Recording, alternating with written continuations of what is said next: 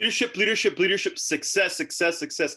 Hi, my name is Jonathan Medina. I'm America's #1 youth motivator. I'm your teacher, I'm your coach, I'm your friend, and I'm your teammate. And today we have an amazing guest. Today we have Katelynn Renteria. She has published her own novel, and it's titled The Other Side of the Law. She was only 16 years old when she published her first novel. She also received the Literary Classic Silver Book Award for The Other Side of the Law in 2017. She graduated valedictorian of her high school class of 2018 with an associate's degree of science in biology.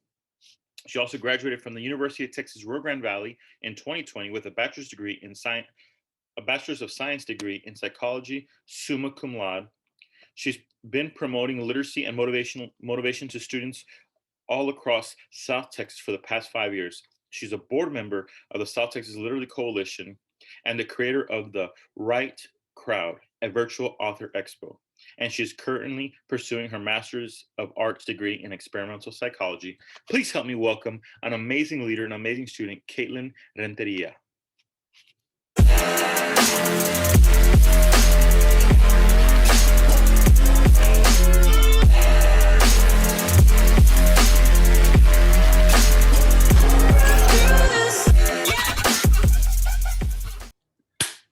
Welcome, welcome, welcome. Hi. Hi. Well, I just told everyone about all of the amazing accomplishments that you've had, but can you tell us when you were 16 years old or when you were getting ready to write your first book, how did you get started thinking about being an author? Well, I actually started from a very young age, always loving to read and always loving to write. My parents were they were and they still are my biggest support system in that they saw that I loved to read. They saw that that interest was there and they nurtured it from a very young age of just buying me books when I wanted books, taking me to the library when I wanted to go to the library. And so growing up with that support system of, this is something she loves to do. This is something she likes. And being able to blossom and nurture that, it definitely helped spur the love further. And in the 5th grade, I just always loved writing. I was making my own stories, reading all the books and things like that. And when I was in the 5th grade, I entered a writing competition just to see. It was scary to think, I'm going to put my work out there for adults to judge it, see what was going to happen. But I took the leap, had the support from my teacher, my family, my friends. And it was a writing competition based on 5th graders, 6th graders, 7th graders, and 8th graders. And it was difficult, it was tough, it was scary. And at the end of it all, I took first place in that writing competition. And that was the 10-year-old epiphany moment of, you know what, I can do this. If I love it enough, even if it's scary, if I try my best, then I can go forward and be a writer. And I continue to write stories. I was writing to see how I could improve from then on forward. And sure enough, when I was 14 years old, one particular story just kept growing and growing and growing in a way that none of the others had before. And at age 16, I was able to publish my first novel, The Other Side of the Law. And how has it been since you published your book? How have other people reacted? I know you won the award for that book. Tell me what that's been like for you. It's been an amazing experience. The support I received from my high school was very, very, very welcoming. The principal was just over the moon. She put up the coming soon poster in the cafeteria, and all the teachers were super proud, and it was very nice. My parents, of course, the biggest supporters, they were like, oh, we knew it. Like it was just a matter of time. Like, this is so amazing. They were super supportive of it. And a lot of my friends were supportive as well, where they've come to my events. They always have like my book in some sort of form, like, look at what she did. So it was definitely, it changed certain facets of my life, but I've received nothing but love and support, and I'm eternally grateful for that. Yeah, I think for me, when I first wrote one of my books, that was really more of the mainstream. My first book was really for a very specific topic, and then the next one was more mainstream. I was nervous putting it out there because I felt like, oh, this is my baby, this is my project to send it out into the world. But I had very similar to what you just described. Most of my friends and all my family and everybody, they were just super supportive. They were buying the book. They were asking me like, oh, how can I get you to come autograph it and things like that. So and you know, feeling the success of it was really awesome. So was there anything that you were worried about as you were getting ready to publish the book? I think, and looking back now, it sort of feels silly. And it is one of the things that I advocate when I go to South Texas campuses and something I really push. But I think my age is what sort of worried me, where, I was 14 when I wrote this, 15 when I finished it, 16 trying to publish it. There's that fear of, how is a 16-year-old going to compare to authors that are already, like graduated from college and have been doing this for years and have a ton of published titles already. They have this life experience, they have this experience in the whole world of literature. I think that's what scared me, being so young. And it felt like I didn't quite always know, I knew that I didn't know as much as other authors out there. So that definitely was a fear of, am I doing this right? Are people going to want to read what I wrote? Is that what's going on? But just pushing ahead and making that first step to, I put time and effort into this the same way that other people do. It's exactly like you said, like, this is my baby. I've made this, I've created this. And so it doesn't matter who you are, how old you are, where you come from. If you believe in it, if you crafted it with your own two hands and put in that work and effort, then sky's the limit of what you can achieve. And I'm proud to be able to have taken that step at age 16. Now, you just talked about a lot of like the belief systems and believing that you can do it. What are some specific tips that you would give to someone on getting started? Definitely someone who wants to start on the career path, not even just of authorship, but just to their goals in general, is the only one who can stop yourself or say no is yourself. There's going to be obstacles and there is going to be that doubt. On my own, author journey for the past 5 years, there have been setbacks where sometimes you have to stop and think, like, is this the end of the road? Like, is this the universe kind of saying, like, well, you had a good run? But no, if you have to know deep in your core, this is something I worked hard for. This is something I've put in the time and effort. And if you want to keep going, then only you can make that mental note to say, I'm going to keep going. I'm going to keep going. I'm going to keep going. I'm going to keep going. And it's not always going to be easy, but definitely the number one thing is it's your own mentality to say, I did this. I created this. I can do it. And no one can stop you if you truly believe that in your heart. Yeah, I'm not sure for you when the process of like when you do the book cover. For me, I like to make that one of the early steps in my process. So I will make 2 or 3 book covers, and I make that like that's my first step. I come up with a title. I get a book cover designed. I always hire that out. So I hire someone to make the cover, and so then I just post on Facebook or something like 2 or 3 different covers and ask people to vote on it. And for me, that's kind of like a moment of like, okay, the first step for me is like, if then I know I'm on my journey. Like once I have a book cover, then I know that that book is going to eventually come out. So I announce it into the world, but I try to get people to like, what is the first step you could do? What is the first step? Maybe if your goal is to go to college, it's like, okay, what's your first step of, applying to college? You have to get the application in, or what is the first step of, for me, I'm trying to lose 20 pounds and I have a burger next to me. So it's probably not the best first step, but the first step would be to not eat the burger, and to go get something else to eat. But I was trying to think like, what is the first step for you when you're starting a book? What is your first step? My first step is just the outline. And I think the proper term for it is just a brain dump, where I have the story idea and maybe I have, everything that's going to happen in those first couple pages and everything that's going to happen in the last couple pages. And there's no idea what's going to happen in the middle, but just throw that on the paper.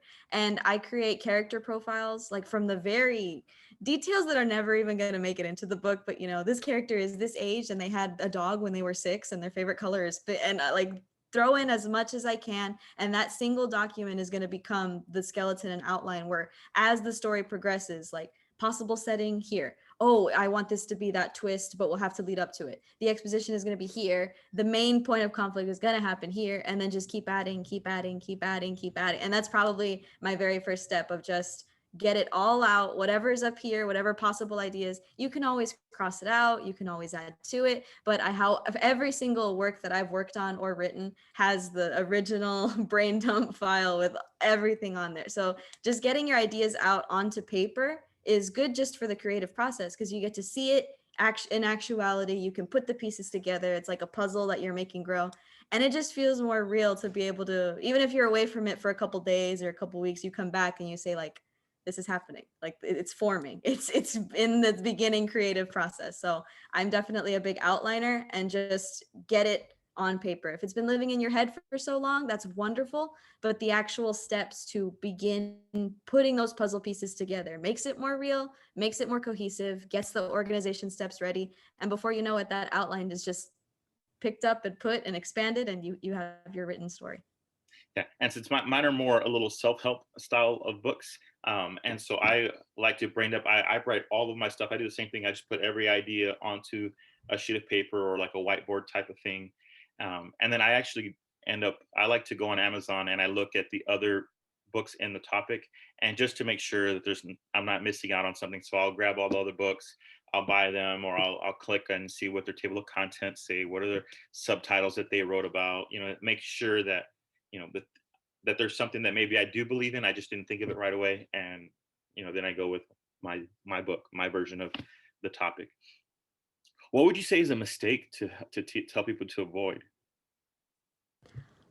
I would say not so much that it's a mistake, but that I don't necessarily recommend is after you've written it or while you're writing it, to keep the story to yourself. Because yes, you're going to want to say, like, I want this to be like finished, I want to make it first and then it's published and things like that. And some people just like to keep it confidential until it's actually out into the world and published and done deal. But I think if you have, your very close knit circle of family or friends or colleagues whom you really trust, you should be able to give them the work and they offer feedback. Because it's one thing to read through it with your own set of eyes and say, like, oh, I knew exactly what I meant, this came out so well, the punctuation, the grammar, the spelling, this is perfect.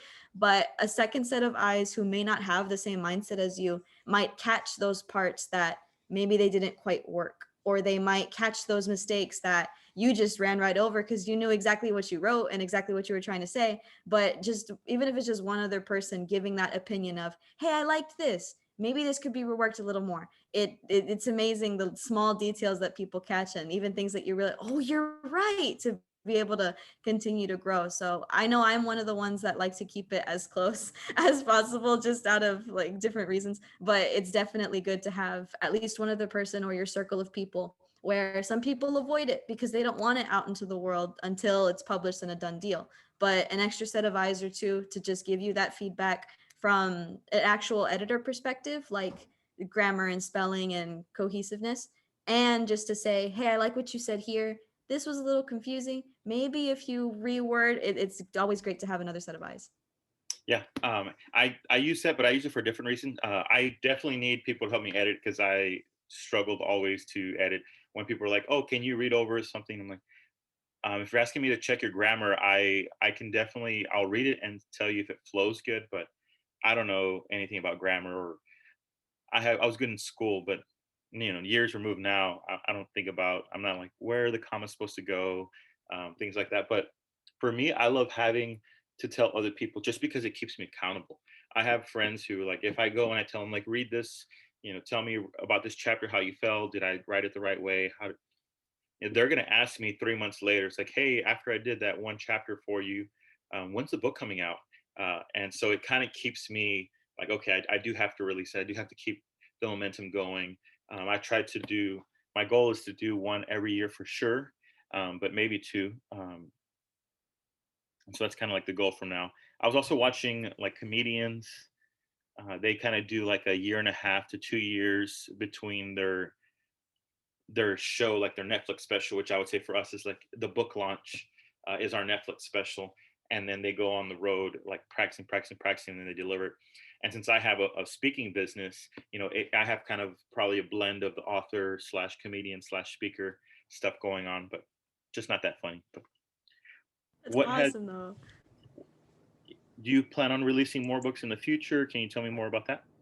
Yes, The Other Side of the Law, which is the first novel, stayed to be continued. So I'm working on the sequel, and manuscript is complete, working with my publisher 2021 should be the year of release. Excited about that.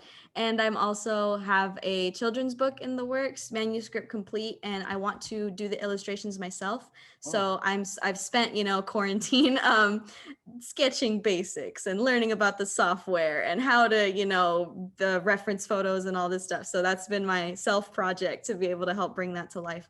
And I also have a few other stories in the works and manuscripts that are growing, and it might be quite some time before those are, brought into light, just because I really want to take my time and craft those. There's some ideas that I'm really, really excited about. I want to see how the story evolves and try to create something really organic and different from the other side of the law. So I'm excited about those. But for sure, the sequel is scheduled to come out this year, and a children's book is on the way as well. now you've gotten to have the experience of going around. I think you were already doing stuff with the Literacy Center. You said 5 years. So, what has it been like working with the nonprofit to help increase literacy in South Texas? What have other students said? How have other people reacted to seeing like, oh, this Miss Katelynn, she was only 16 years old when she published her first book. How has all that journey been? Yes. So for the past 5 years, I've been visiting different South Texas campuses, the past year virtually, but just elementary schools, middle schools, high schools, even college campuses at some points, just to talk a little bit about, I call it my literary and motivational presentation, because I give a little bit of testimony on my story and then really emphasize the importance of reading and writing, because it's not just, something that's used in school. A lot of students associate reading and writing, oh, it's those subjects in school, I need to write for school, that's how I'm going to get me to the next grade. But it's in everything we do in several aspects, so it's important to hone those skills. And then that motivational aspect of, if you have something you want to achieve, if you have a goal, if you have a dream, 16 years old wanting to become an author and getting it done, like, it is possible to just continue to pursue, no matter how long it takes, no matter how old you are. And so it's been absolutely wonderful over the years to be in high school and, passing by my principal's office and saying, hey, I have that presentation next week and so, and she's, oh, good luck. And then transitioning to a college student and visiting those campuses that I had been visiting for a few years now. And, same librarian, same teacher, but new kids, and being able to engage, like, get that connection with the campus and reach more and more students. It's always a wonderful thing. And I've recently been, or for a few months now, actually, I've been a board member for the South Texas Literacy Coalition. And that has been amazing to be able to really get an insight on an organization like them that are so focused on not only advocating literacy, but truly helping the communities and making those connections. And so being able to kind of get that special peek on the inside and even play a part in, making those that virtual content for uh, schools and librarians and students to engage in, and then seeing the book drives that are being done and boots on the ground to put books into kids' hands. It's been an absolutely amazing experience. So personally, spending the last 5 years doing what I can at those campuses, making those connections, talking to students of all ages. Sometimes I'll present to kids that were, in first grade, and then a few years later, they're older now, and they say, oh, I remember you. And that's wonderful. And now also being able to be a part of an organization that is truly in everything the Rio Grande Valley does to continue making these changes and benefiting communities, it's a wonderful experience. Now, how can people find you? I know I'm Facebook friends with you, but are you on Instagram? Are you on other social? How can people find you best? Yes, my Facebook is author Katelynn Renteria, and also my other page is The Other Side of the Law, otherwise known as facebook.com/Katelynn Renteria books. My website is authorkatelynnrenteria.com, and you can find me at Twitter at Kate Renteria. My Instagram is calligraphy.by.kate, because I also do calligraphy. That's like my separate different thing.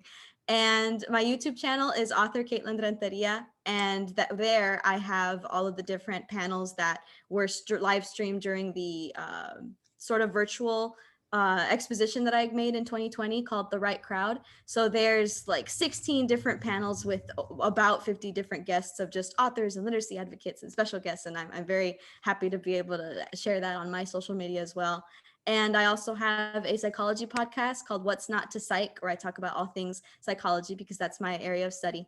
And then I also have a podcast called Tall, Dark, and Darcy with a few of my very, very close friends and also fellow book lovers and authors, where we just talk all about books and genres and things like that. And all of these things can be found on my Linktree /Kate Renteria. Okay, awesome. Now, what is your favorite book besides your own and besides mine? What is your all-time favorite book? That's hard. I think, wow, that's really hard actually. Usually I get asked who are the favorite authors, but I've never been asked what's the favorite, the one book. Wow, that's difficult. Um, I think one book that sort of spurred that extra love in me, and I continue to read his works, and I continue to, even now at this age, when he releases something new, I'm like, oh, I gotta get it. Like Barnes and Noble, we gotta go. Is Hoot by Carl Hyacin, and it was the Newbery Award winner. It became a movie, and it's meant for young readers like third grade to middle school, high school, things like that. But the way Carl Hiaasen writes, Hoot is about endangered owls, a pancake house, and a boy who ran away from military school. So it's weird, it's obscure. How can these things all meld together?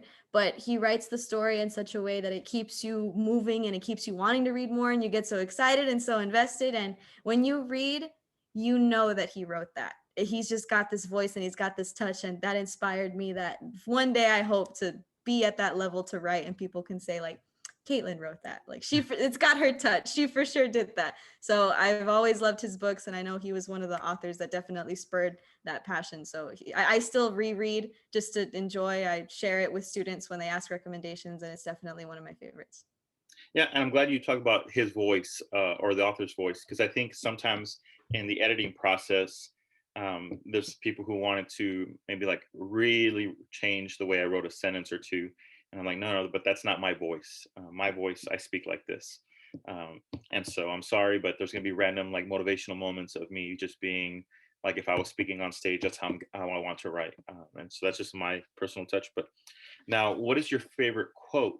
Doesn't have to be from a book, just any leadership quote that you love, or any quote that just makes you feel like, I love this quote, and how have you applied it to your life? One quote that I really like, and I've shared it in my presentations a few times, is by Henry Ford. If you think you can, or if you think you can't, you're right. And it's a bit difficult to wrap your head around sometimes. When you first hear it, you think, what? But when you really dig into it, you think, oh my goodness, it's 100% true. Because if you think you can, you're right. And if you think you can't, you're right. Because you're never going to achieve your goal if you don't even give yourself the chance. If you say to yourself, I can, then that mindset, of course, it takes effort and it takes the perseverance and the mental fortitude to keep pursuing. But if you keep telling yourself, I can, I'm going to, then one day all that effort is going to pay off. And as time goes by, you're going to grow and learn, and you will succeed because you told yourself, I can. But from the very get go, you say, you know what, I can't. It's going to be hard, or it's going to be difficult, or it's going to take a lot of time. You're never even giving yourself the chance, and you're correct. So it's definitely one of those that makes you scratch your head when you first hear it, and you think, like, what does that necessarily mean? But when you dig into it, it's simple but true. And it's, of course, achieving a goal takes a lot more than just like, oh, I can do this. You need the time, you need the energy, that mental strength. But if you think you can, or if you think you can't, you're right. And just pursue and keep going, and you will achieve those dreams if you really push forward.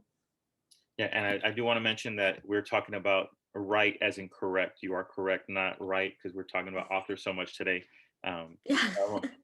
But okay, so now this part right here, this is a part where I give you the floor. So normally I'm the guest, I come in and I'm the motivational speaker. You've already been super inspiring just hearing your story and the way you talk about the things that you've done. But this one I give you my audience. So I'm gonna take myself off the screen. I'm probably gonna take a few bites out of the burger. But you may have to reintroduce yourself because sometimes I cut this part off. So where I might only release this specific part as part of a challenge that I do. But it's just 2 minutes, 3 minutes, 5 minutes, 7, 10 max on anything like your little motivational pep talk. Are you telling someone they could do it? And so let me put you on spotlight here. Okay, and let me mute myself. And when I give you the thumbs up, that means that you are good to go. And again, you may want to reintroduce yourself real quick. Hello, everyone. My name is Katelynn Renteria, and I am the author of the young adult fiction novel, The Other Side of the Law. And I began my writing career at the age of 14, where I started writing the manuscript for this story. And it just continued to grow and expand. And I was very, very blessed to have the support system I did from my family to be able to become a published author at age 16. And from there, it's been quite a journey. I was the 2017 recipient for the Literacy Classics Book Awards for the Silver Book Award for this novel. And I've been so blessed to be able to serve in the capacity that I have, where I visit South Texas campuses all over the RGV, elementary schools, middle schools, high schools, giving presentations, not only advocating literacy, but telling a little bit about my story and trying to spread the message of, it doesn't matter how old you are, it doesn't matter where you come from, you can do this, you can believe, you can achieve. And a little bit of my academic side. I graduated valedictorian my class of 2018 in high school, and I also graduated with an associate's degree in biology that same year. And 2 years later, I graduated with a bachelor's of science degree in psychology, summa cum laude. And I am currently pursuing a master's degree of arts in experimental psychology. So if that doesn't tell you about who I am as a person, I'm a bookworm, I'm scholastic, I love to learn, I love to expand the knowledge, I love to do these things. But probably my favorite part about this whole author journey and being able to do all of this is to be able to make those connections with students, in the fact that being able to walk into a classroom, or over this past year still make those connections virtually, see the kids at home or in the classroom, to be able to just say like, hello, I was you. I was sitting in that same seat as you are. I was doing that homework. I was taking those tests. I was, advancing my education. And if I was that student who had a dream and who had a goal and who, was invested in this passion. And it's absolutely wonderful to be able to serve in the capacity to see those same students who were like me, having these dreams and having these goals and having these interests and passions, and say, you can do it. And being able to make that connection, spread that message, has been the best thing about this entire journey thus far.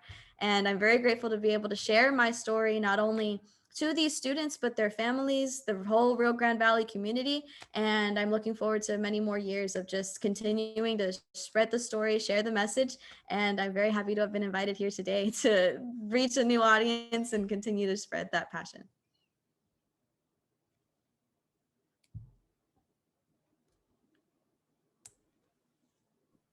Thank you so much. Thank you. Thank you. Let me move back to the gallery view. Awesome. Well, that was so amazing. I love, just your passion, the things that you've done.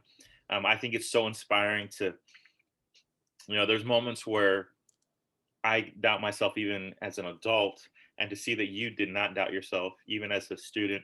I know you had a great support system, your parents, the people around you. You graduated from what high school again? Early College High School in Harlingen, Texas. Yeah, and so I'm well connected with the Harlingen School District, so I know so many of the great leaders. So I've seen them at different times post about you. So I was already a fan before I realized that I was going to get to know you. And so thank you so much for being that inspiration. Thank you for sharing with my audience. And I can't wait to see your next books. I have to go get a copy of your book. So I have to, next event that you go to, I would love to go get a copy of your book and things like that. But also that you continue to give back. It wasn't just about you writing your book. Now it continues to be about how you are helping more and more students in South Texas. And, you do very public things. So I'm sure your YouTube channel, there's probably people who knows where they're coming from to see the tips that you have for them. So I believe that when you make, your position in the world, then it just gets spread out more and more and more. So you give permission. You as a 16-year-old, you became an author. You just help give permission to the people who you influence, and people around who are watching. They see it and they say, you know what, I can do it also. The same way you said you can do it. We're all thinking to ourselves, I can do it also, just because I already saw that Katelynn did it. So thank you for being that inspiration. Thank you for being a great leader. And thank you for sharing today. I wish I could be on stage somewhere where maybe we're doing a conference together and have everybody screaming and yelling and like, make some noise for her. But it's just me and you here today. So thank you so much for engaging my audience and helping me out today. Thank you so much, and have a wonderful, wonderful Sunday. She's doing this on a Sunday. She has a busy, busy schedule, and yet she's here helping everyone today. So thank you so much for your service. And everyone out there, don't forget, you are a champion.